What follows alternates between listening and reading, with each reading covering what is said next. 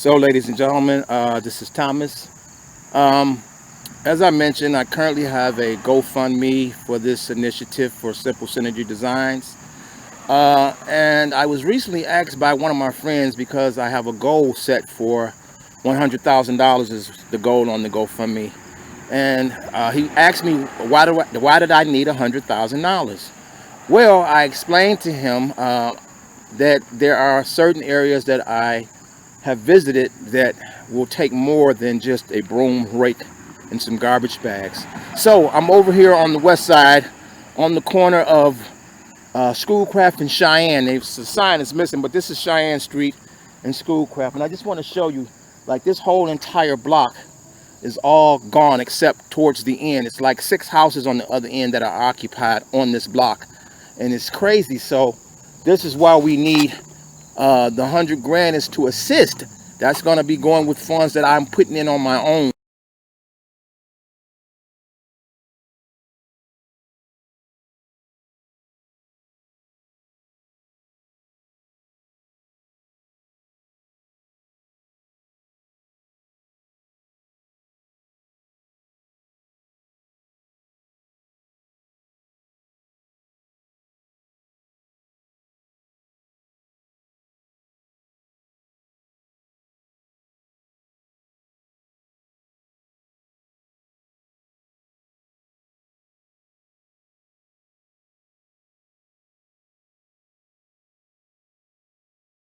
A commercial building with a yard so we can process equipment. So here's an abandoned home. This is the beginning of this block here. So let me show you something. When we come to areas like this that needs to be completely cleaned out and secured, we can't. You can't. Look, it's tons of garbage bags, pallets. These things can't be put in a garbage bag. You can't rake this up. You have to come over here with heavy duty commercial equipment and clean it. We shouldn't have to live like this, and it's a shame, but I'm going to just take you down this block. We're going to start at the beginning where it's roughly no houses on this end. Everything is abandoned and wide open. So here's a ton of trash, toilet commodes, tires, bags of trash.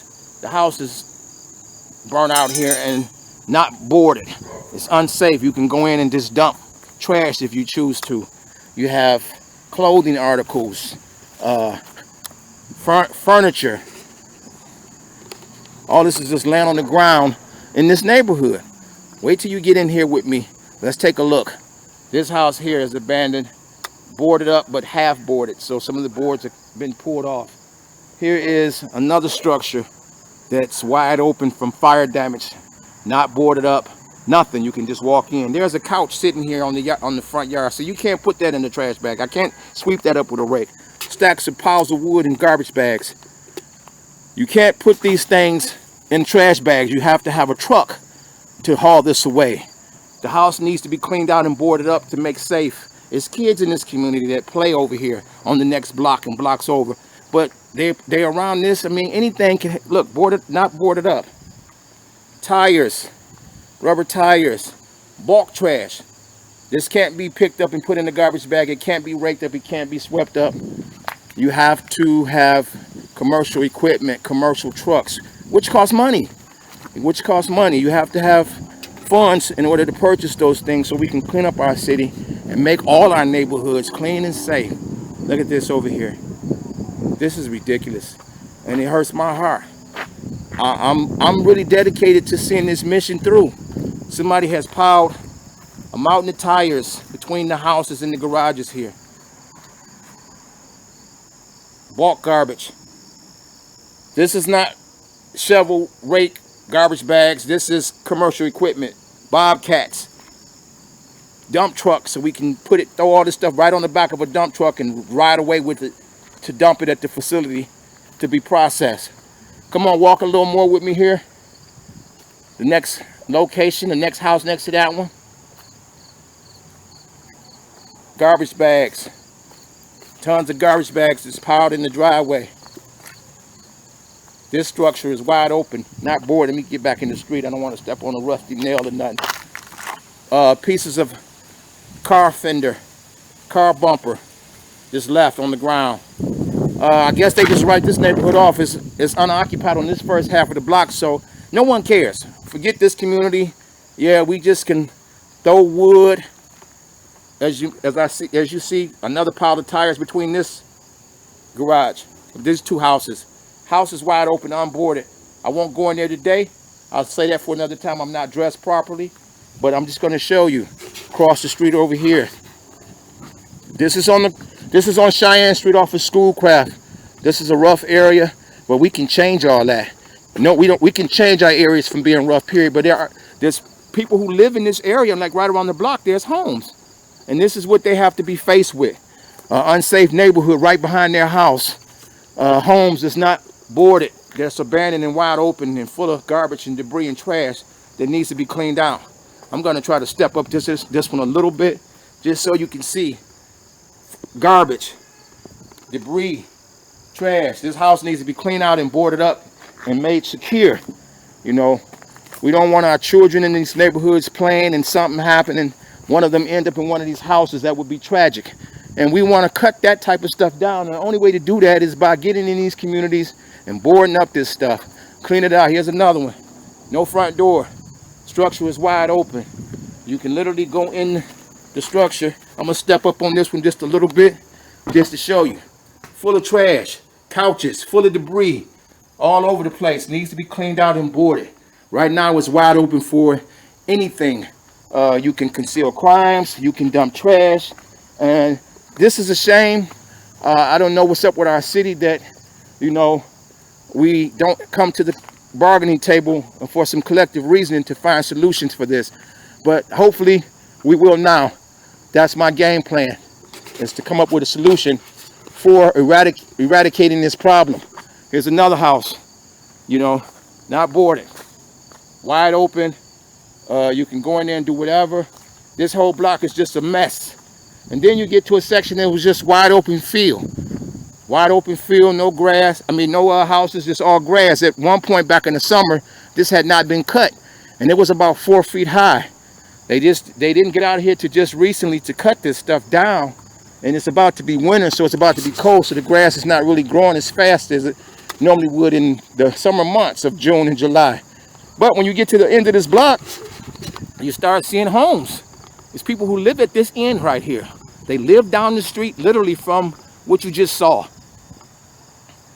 I'm going to walk down here.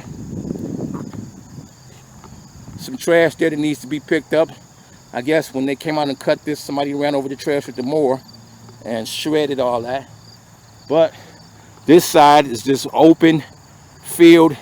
Needs to be redeveloped if possible.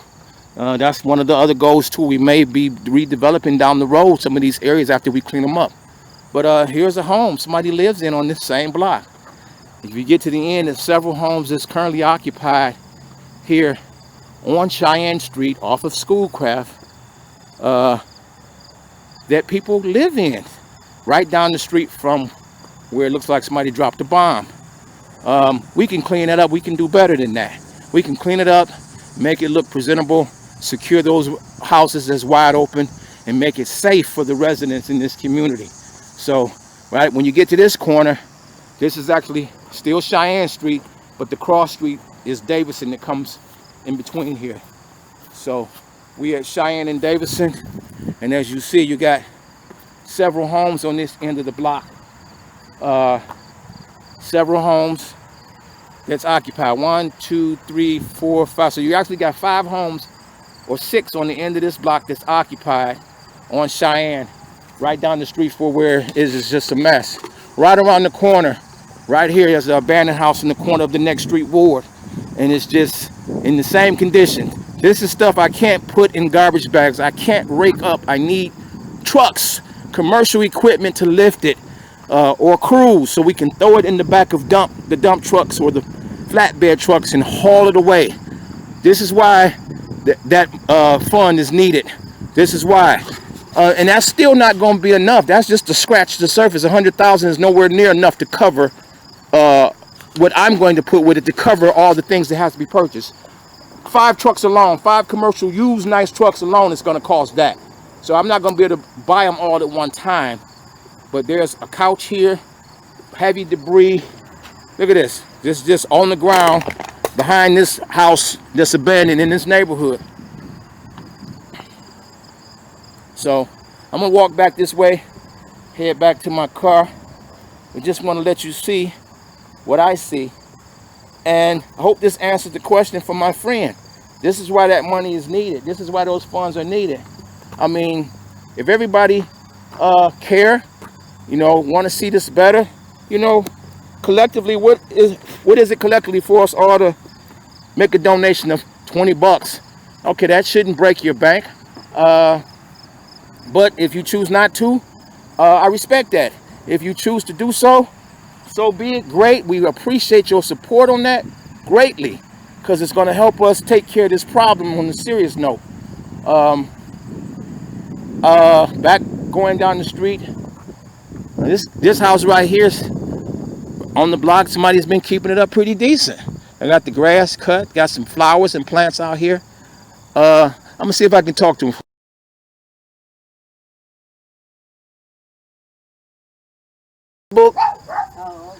I am talking to one of the community residents here on this street, Miss Annette, and I just want you to see what she's saying about this area. You just seen the area down there where I took video footage of that end of the block where it looks like somebody dropped the bomb down there.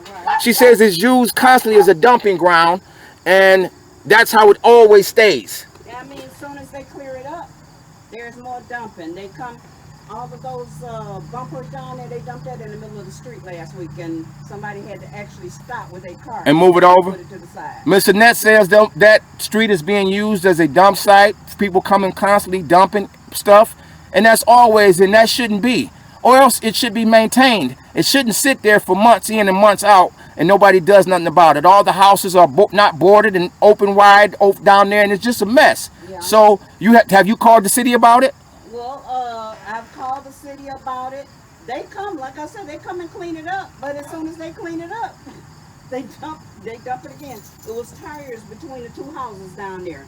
Loaded up. They took their time and stacked them in between the houses. I saw that. They cleared them all. That was on that side. They cleared them all out. Now they came on this side and stacked all those tires between the houses. Yep, so, they're still on both sides though. Yeah, but I mean, during the night, nobody's down there. So how often do the city come out and clean it?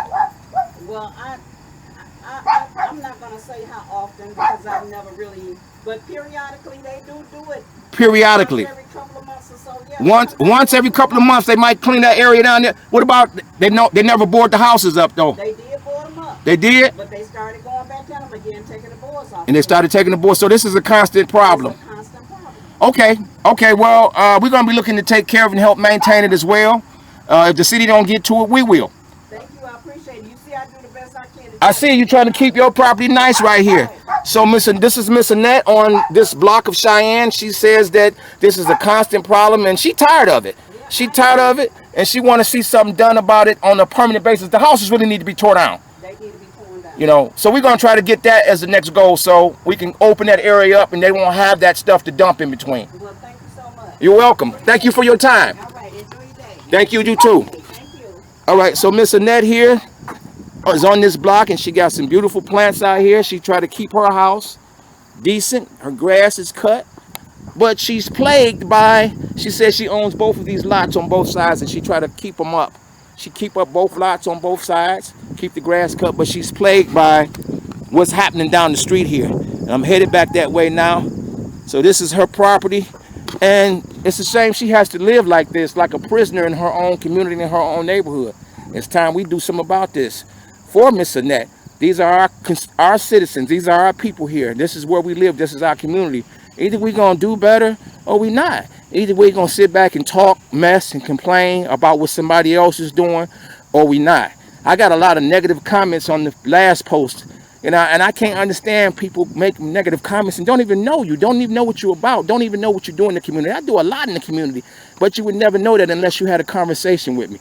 So if you don't take the time to send me a private message and talk to me, you don't know. You just talking and you're part of the problem. If you're not out here helping be a solution to this, you're part of the problem. So back down into this hellhole right here on the other side of her street. She's tired of this.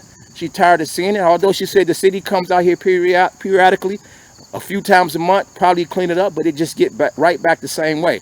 So that means the houses really need to be torn down to the ground, and this area needs to be wide open so you don't have the houses as a haven to dump inside or out, and then it would just be wide open field until some development comes through this area.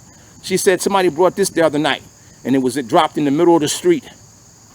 A bunch of car bumpers dropped in the middle of the street, and somebody had to stop and get out their car to move it out the way so they could get past. All right, so I hope this answers the question for my friend. This is why funds are needed. And that's just with any operation, in any business. The city can't run on nothing. They have to have funds. That's why they take tax dollars from us so they can operate the city, but they're not doing what they should do across the spectrum, the whole entire city. Well, maybe we can, like I said, push from the other end and meet them in the middle at the table for some collective reasoning, some collective bargaining, and get this done. A couch right in the yard of this abandoned structure. I can't put that in the trash bag. I can't rake it up. I can't sweep it up. I have to have a truck. I have to be able to throw that in the dump truck and drive away with it to where it should be. Wood, piles of it. I have to have that put in the truck. So I hope that answers your question, my friend. This is why it's needed. Let's not be part of the problem. Let's be part of the solution. Let's not have a bunch of questions which we should already know the answer to. If not, I just showed you the answer to them. This is one of the reasons why. All right, there's tons of neighborhoods like this where you can't just roll up with a rake, a broom, and some garbage bags and clean it up. It don't work like that. You're going to need real equipment, commercial equipment, heavy-duty equipment, and industrial space where you're working out of, so when you bring this stuff back to your factory, you can separate it and keep what you're going to use versus what you're going to put to the actual trash. These houses need to be completely torn down so the lady down the street can feel safe and feel comfortable, not feel like she have to be trapped in her house. All her windows have bars on them all the way around. And I understand that. She's trying to keep people who shouldn't be in her house out. And it shouldn't be that way. And we can make a difference to change it if we all work together, if we all work collectively. Look, that Dollar Tree post, you guys came out and you commented over 1,000 times with 240 shares. The Dollar Tree had to recognize that the corporate Dollar Tree was calling me off the chain, trying to get in touch with me to talk about it because I initially put the post out there. So they saw it on my Facebook page once you guys put it into viral mode. And that's what we got to take. It's going to take for us to do it. Power of people. So they called me constantly to tell me the corrective measures they're going to take, and they're sorry, and how can we talk about this and work together to keep these things from happening, and so forth and so forth. But had I not did that, it would have been business as usual. As long as you come in there spending your money and nobody's really saying nothing, you're just saying stuff to the management in the store, and that's not getting back to corporate. They said, okay, we're gonna take care of it, and nothing ever get done. That's what they kept doing to me. I went up to that Dollar Tree. It's in my neighborhood. I went over there and went to it several times, and I kept complaining to the management, and they would never do anything. I don't want to walk through all that to come in your establishment to shop, and I shouldn't have to, and no one should. But we took care of it. We went over there and cleaned it up, and now we are in talks with Dollar Tree to do that area and that store better. So let's make all our community better, not just part of it, but all our community needs to be better. On that note, I'm on the corner of Cheyenne and Schoolcraft. I'm about to sign out.